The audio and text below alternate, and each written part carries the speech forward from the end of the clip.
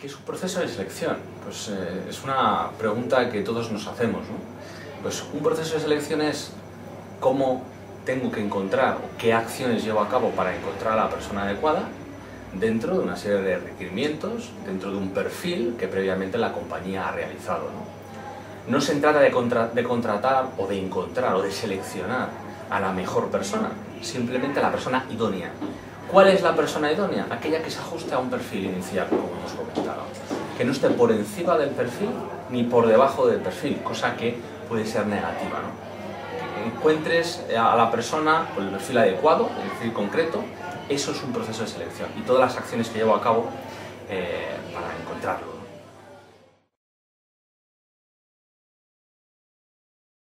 Pues en una empresa tipo, o el tipo de proceso de selección que haría una empresa de consultoría o de search, sería pues una primera fase, ¿no? de toma de contacto, de criba inicial de currículums o de currícula que recibimos, quizás unas primeras entrevistas iniciales, bien sean telefónicas, bien sean presenciales, donde tomar contacto con el pool de candidatos que tenemos.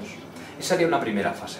En una segunda fase ajustamos un poco las prioridades, y es normal que la organización o la empresa de selección ajuste las prioridades en ese proceso de selección y del candidato idóneo que buscamos. Hacemos una serie de pruebas y hacemos unas segundas fases de entrevistas, ¿vale? Con los candidatos que en un principio han sido seleccionados. En una tercera fase tengo pues, el tercer nivel de entrevistas, ¿vale? Donde ya hago entrevistas finales, ¿vale? Y quizás la cuarta fase, que es una tercera cuarta fase, cuando ya tengo los 3-5 candidatos finalistas, empieza la fase de negociación, ¿no? En ocasiones a la empresa le gusta saber desde un principio cuál es nuestro rango salarial, en qué baremo salarial nos movemos, y en otras ocasiones simplemente es una referencia para que cuando lleguemos a la parte de negociación económica, bueno, pues sepamos ambos en qué nos estamos moviendo, ¿no? Estos pueden ser las 3-4 fases de un proceso de selección.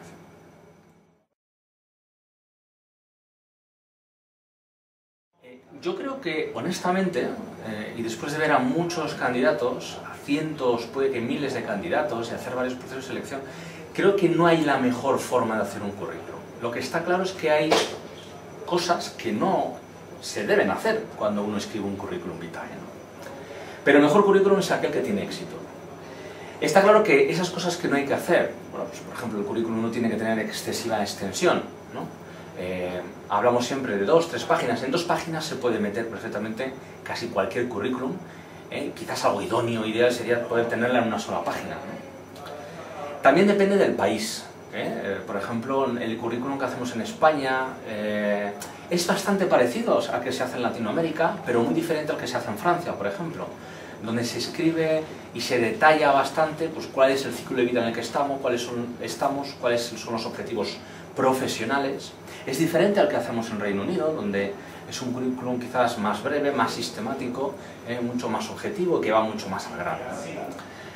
Lo que está claro es que la dimensión del currículum tiene que estar entre 2-3 páginas, mejor 2 páginas, que el tipo de letra no debe ser muy grande, que debe ser fácil de leer, debe ser atractivo, ¿vale? Que me debe invitar a leer el currículum, que debe ser agradable y debe ser un reflejo de mi personalidad.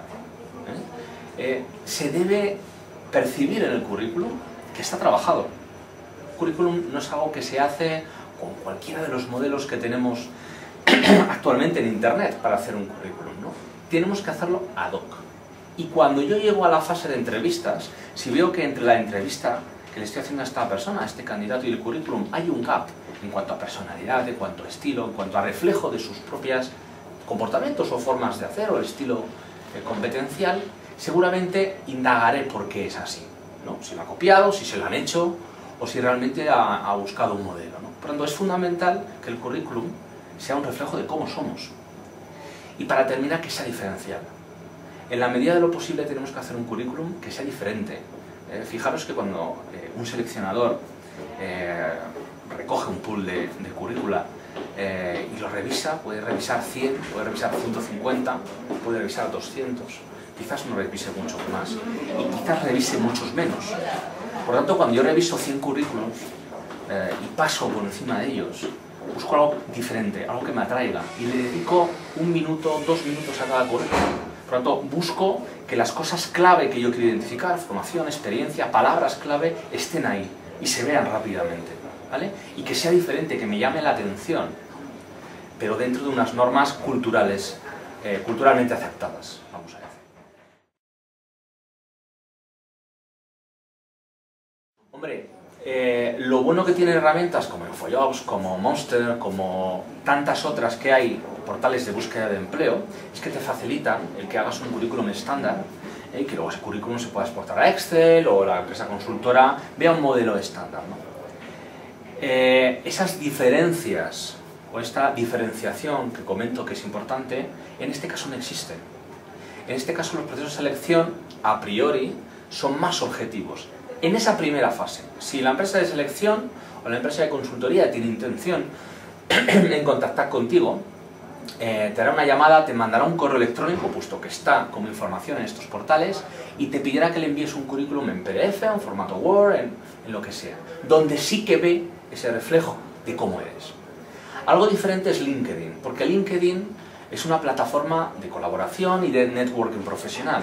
Por tanto, lo más importante de LinkedIn no es la información curricular que aparece, porque esa la tengo en InfoJobs, la tengo en Monster, la tengo en CV Explorer, la tengo en otras plataformas. Ahí lo verdaderamente importante es las recomendaciones que te hacen a tu propio perfil profesional, fruto de tu experiencia profesional, tu nivel de contactos, puesto que cualquier persona que tienes en la red puede ver, o es opcional, pero es posible ver tu red de contactos y por lo tanto ver a qué nivel te mueves, y las publicaciones, el movimiento, lo que participas en los foros profesionales y qué foros o qué grupos profesionales son los que a ti te interesan.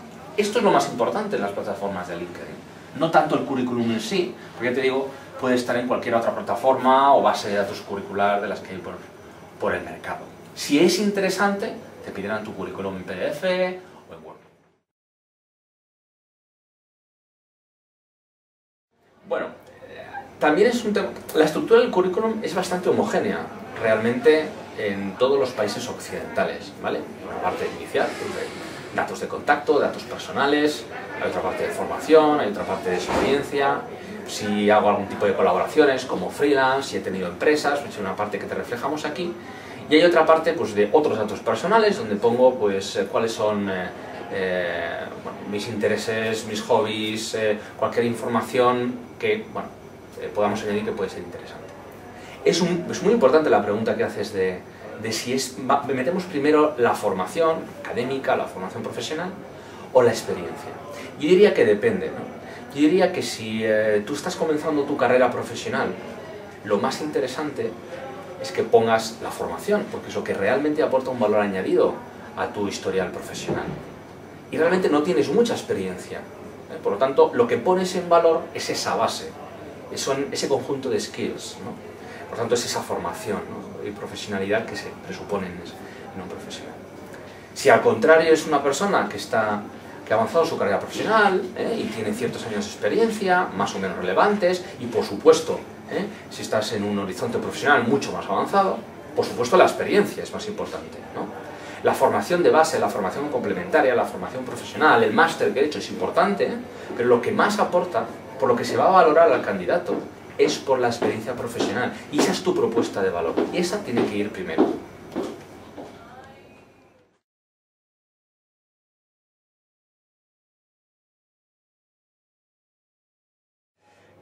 Bueno, está claro que utilizamos las tecnologías de la información todos, sobre todo hemos empezado en Estados Unidos, el norte de Europa y Latinoamérica, que empezó a utilizar las tecnologías de Internet y mandar mails y tal, antes que en la Europa occidental incluso, y está claro que el correo electrónico es había, ¿vale? Pero depende un poco del tipo de empresa, y depende un poco del nivel profesional al que nos movamos. Por ejemplo, os puedo decir que empresas del sector de seguridad, ¿vale? De vigilantes de seguridad, te hacen un currículum, les ayuda a su hijo a hacer un currículum, lo hacen en un documento Word, se lo imprimen, hacen 300 copias y van por las empresas de seguridad entregándolo, ¿vale? Y se ve como algo normal, porque no esperamos que nos envíen un documento Word o PDF.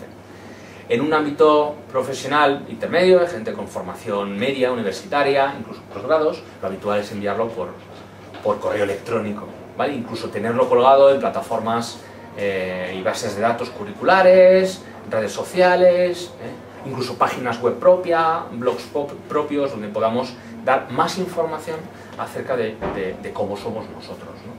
Recomiendo que si lo enviamos por correo electrónico sea siempre en PDF, ¿vale? En ocasiones las empresas de consultoría y de sección y de search y de headhunting nos piden que se lo enviemos en Word porque ellos lo pueden trabajar, lo pueden manipular y en base a ello pueden hacer un informe para sus clientes. Bien, que nos lo pidan y se lo enviaremos en Word. Pero en un principio el documento siempre debe estar en PDF. Es un documento que a priori no se pueda tocar.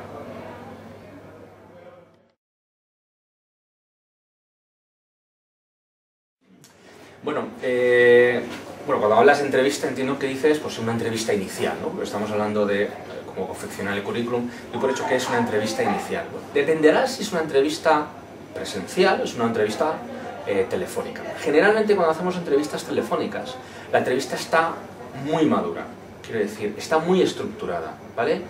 La primera pregunta que te hago, que tiene relación con tu currículum, son preguntas de criba. Son killer questions realmente, ¿no? Como hacemos en InfoJobs o en Monster. Y de lo que se trata es de saber si merece la pena hacerte la segunda, o la tercera, o la cuarta pregunta, ¿no? Y si puedo hacer una llamada telefónica pues de 2 minutos, pues me ahorraré 5. Y si la puedo hacer de 30 segundos, porque la primera pregunta ya tengo claro pues, que no te interesa el puesto o la compañía, pues me ahorraré esos 2 minutos, ¿no? Cuando hacemos una entrevista presencial, ¿no? También es importante cuando hacemos de forma telefónica, pero sobre todo presencial, es importante la comunicación no verbal, por supuesto la otra, pero ese 80% de comunicación no verbal, de gestualización, de formas de comportarse, de realmente ver en esa persona que tengo delante el tipo de profesional que yo espero recibir, es importantísimo, ¿no? Debemos saber también si la entrevista que nos están haciendo es por competencias, en función de lo que llamamos incidentes críticos, es decir, cómo actuaste en el pasado para saber y proyectar cómo creemos que puedes actuar en el futuro. Por ese tipo de entrevistas, más por competencias, las solemos hacer en una segunda ronda, ¿no? Una entrevista en profundidad que sería tema de otro curso. En esta primera entrevista lo que quiero repasar, si es presencial, un poco tu currículum, tus motivaciones, en qué estadio profesional te encuentras en ese momento y conocerte. Sobre todo conocerte, ver cómo eres como persona, qué valores personales tienes, cada vez es algo más preguntado, no directamente, y ver cómo te desenvuelves, ver en ti ese profesional que estoy buscando, ¿vale? Ese sería un primer filtraje.